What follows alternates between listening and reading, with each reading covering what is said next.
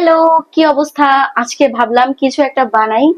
তো ইউটিউবে একটা রেসিপি দেখলাম, চিকেন সাথে ক্যাপসিকাম, ধনিয়া পাতা, গাজর, অনেক কিছু মিক্স করে কিছু একটা বানানো হয়েছে। তো যে বানাইছে সে এটার নাম মানে চিকেন কাবাব কিছু একটা বললো। তো এই নতুন রেসিপিটা আজকে আমি বানাবো। তো চলো বানিয়ে ফেলা যায়। প্রথমে আলুকে সুন্দর করে কেটে নিয়েছি, সাথে নিয়েছি পেঁয়াজ, মরিচ, ক্যাপসিকাম, গাজর, আদা, রসুন এবং ধনিয়া পাতা। আর নিয়েছি এলাচ, লবঙ্গ, দারুচিনি এবং পেঁয়াজের বেরেস্তা। আরো আছে এই ম্যাগি মশলা। আর আমার হাতের এই কালো দাগটা হচ্ছে সেই যে কবে ভোট দিয়েছি সেটারই প্রমাণ। এখনো যায় নাই, মনে হয় নেক্সট ইলেকশন পর্যন্ত থাকবে। তো যাই হোক, এখন রান্না শুরু করা যাক। তো এর জন্য প্রথমেই কড়াইতে গরম তেলে মুরগি, আলু, আদা, রসুন, পেঁয়াজ দিয়ে দিলাম। সবকিছু এখন গরম তেলে 5-6 মিনিট ভেজে নিতে হবে। এভাবে 5-6 মিনিট ভাজার পর দিয়ে দিলাম লবঙ্গ, এলাচ এবং দারচিনি। এই লবঙ্গ, এলাচ, দারচিনি দিয়ে 1 মিনিট ভাজবো। তারপর দিয়ে দিব গরম পানি। পানি দেওয়ার পরে নাড়তে নাড়তে মনে পড়লো, আরে লবণ তো দেইনি। তারপর দিয়ে দিলাম প্রয়োজন মতো লবণ। লবণ টবণ সবকিছু দিয়ে এভাবে ওয়েট করছি কখন হবে। তো ফাইনালি পানি শুকিয়ে গেছে এবং এইরকম অবস্থা। পানি শুকিয়ে যখন তেলগুলো উঠে উঠে আসবে তখনই নামিয়ে ফেলবো এবং তারপর ঠান্ডা করে এই যে আজেরা জিনিসগুলা এলাচ, লবঙ্গ, দারচিনি উঠায় ফেলে দিব। এবং তারপরে হাড্ডি থেকে মাংসগুলো, মানে হ্যাঁ, ছিঁড়ে তারপর হাড্ডিগুলো ফেলে দিব।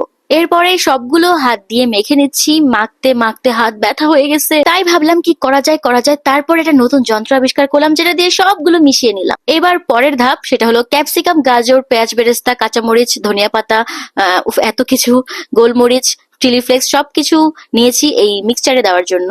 তো একে একে যা যা বলেছি সবগুলো এই মিক্সচারে দিয়ে নিচ্ছি। এই পর্যায়ে আমার মনে হচ্ছিল আমি আসলে মজার কিছু বানাতে যাচ্ছি। ও আচ্ছা, টমেটো সসও দিয়েছি, এটা ভুলে গেছিলাম, ভিডিও দেখে মনে পড়ছে। তো ম্যাগি মশলা তো তোমরা আগেই দেখেছো, একটা স্বাদে ম্যাজিক মশলাও দিয়েছি। তো এর পরের ধাপ তো জানোই, অল্প অল্প করে মানে হাতে একটু মানে মিক্সচার নিয়ে ছোট ছোট করে, মানে ছোট ছোট করে এই যে এরকম ভিডিওতে যেভাবে দেখাচ্ছি এরকম করে নিয়ে মানে বানাতে হবে আর কি। তো যাই হোক, আমার কাছে মনে হচ্ছিল যে আসলে ভালো কিছু বানাতে যাচ্ছি, কারণ সুন্দর একটা স্মেল আসছিল আর মনে হচ্ছিল যে ভালো কিছু একটা হবে। তো ফাইনালি সবগুলো বানিয়ে শেষ করলাম। মনে হচ্ছে অনেক বড় যুদ্ধ জয় করেছি। ইউটিউব দেখে কিছু করতে গেলে সেটার আউটপুট ম্যাক্সিমাম সময় ভালো আসে না। তো দেখি আজকে কি হয়। তো এরপরে এগুলোকে ডিপ ফ্রিজে রেখে দিব। চাইলে এগুলোকে বক্সে ভরে ডিপ ফ্রিজে রেখে নাকি 2-3 মাস পর্যন্ত খাওয়া যায়। এবার ফাইনাল স্টেপ, ভাই শেষ হইতেছে না কেন। তো এবার 2টা ডিম নিলাম এবং ফ্রিজ থেকে চিকেন কাবাবগুলো বের করেই সাথে সাথে ডিমের মধ্যে ডুবাই দিলাম, কারণ ইফতারের সময় হতে বেশি সময় বাকি নাই। এভাবে একটা একটা করে সবগুলোকে ডিমের মধ্যে ডুবিয়ে গরম তেলের মধ্যে ডুবিয়ে দিলাম। মিডিয়াম গরম তেলে ডুবিয়ে দিব, না হলে পুড়ে যাবে। আমি প্রথমে কয়েকটা পুড়ে ফেলছিলাম, ওই যে দেখা যাইতেছে পোড়া পোড়া 2টা 3টা। পরের গুলো সুন্দর হয়েছে।